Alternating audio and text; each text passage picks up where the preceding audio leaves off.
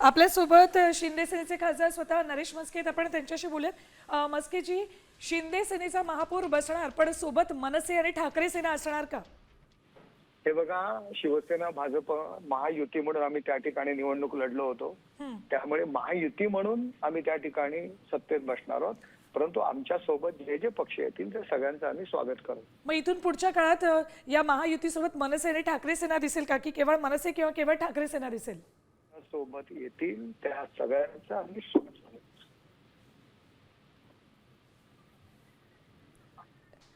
म्हस्केजी, तुम्ही एकाच फ्रेम मध्ये दिसलेले आहात. राजू पाटील तुमच्या सोबत दिसतात. एकत्र आले तुम्ही असं म्हणायचं मग? हे बघा, जे जे आमच्या सोबत येतील त्या सगळ्यांचं आम्ही स्वागत करू. शिवसेना भाजप महायुती म्हणून आम्ही निवडणूक लढलेलो आहोत. महायुती म्हणून आम्ही सत्तेत बसू.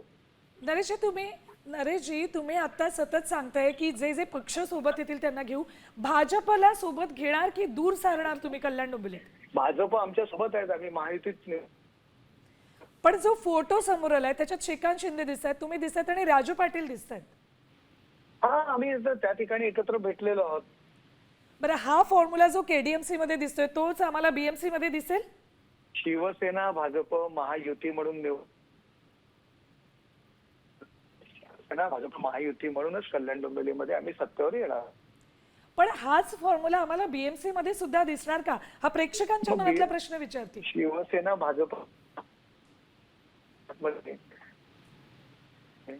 नरेशजी, तुमचा आवाज पोहोचत नाही आमच्यापर्यंत. पुन्हा एकदा तुम्ही आत्ताचं जे स्टेटमेंट आहे ते पुन्हा सांगितलं तर बरं होईल.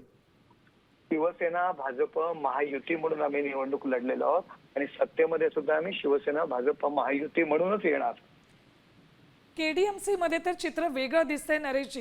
नाही, अजिबात चित्र वेगळं नाहीये. त्या ठिकाणी सुद्धा आम्ही शिवसेना भाजप महायुती म्हणूनच सत्तेवर येणार. ठीक, तर धन्यवाद आमच्याशी बोललात त्याबद्दल. आपल्यासोबत शिंदे सेनेचे खासदार नरेश म्हस्के होते.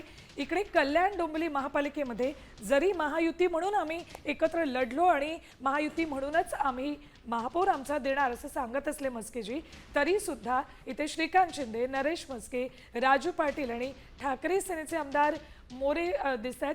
भाजपचे कुठलेही नेते या फ्रेममध्ये, या फोटोमध्ये आपल्याला दिसत नाहीत. त्यामुळे जरी म्हस्केंनी आपल्याला सांगितलं असतं की महायुतीचा महापौर बसणार, तरी या महायुतीमधून भाजपला दूर सारलं जाईल का असं सध्याचा हा फोटो, ही फ्रेम बघता तरी दिसतंय.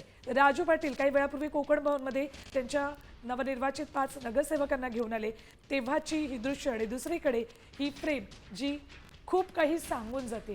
केडीएमसी मध्ये पुढच्या काळामध्ये महापौर जरी महायुतीचा दिसत असला तरी तो महापौर त्या महायुतीमध्ये ठाकरे सेना आणि मनसे सुद्धा आपल्याला सोबत येताना दिसेल असं दिसतंय. मात्र भाजपला दूर सारलं जाण्याची शक्यता आहे.